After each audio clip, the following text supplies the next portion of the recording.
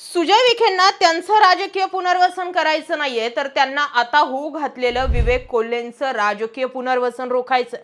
विधानसभा निवडणुकी अगोदर खेळलेली खेळी आता रंग दाखवायला सुरुवात झाली आहे. विवेक कोल्हेंना कोपरगाव मधून बंडखोरी त्यांनी करू नये किंवा पवारांच्या पक्षात जाऊ नये, यासाठी त्यावेळी विवेक कोल्हेंची मनधरणी करण्यात आली होती आणि त्याच वेळी राज्यसभेवर तुम्हाला घेतलं जाईल हे गाजरही दाखवण्यात आलं होतं.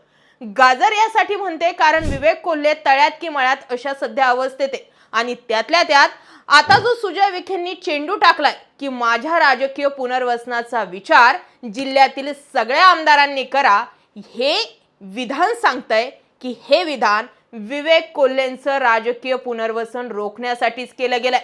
सुजय विखेंना त्यांच्या राजकीय पुनर्वसनापेक्षा विवेक कोल्हेंचं राजकीय पुनर्वसन रोखण्यामध्ये जास्त इंटरेस्ट दिसतोय. त्यामुळे आता पुन्हा एकदा सुजय विखे विरुद्ध विवेक कोल्हे हा वॉर सुप्तपणे सुरू झालेला. तुम्हाला काय वाटतंय, सुजय विखे की विवेक कोल्हे राज्यसभेवर नेमकी कुणाची वर्णी लागणार? पटापट कमेंट करा.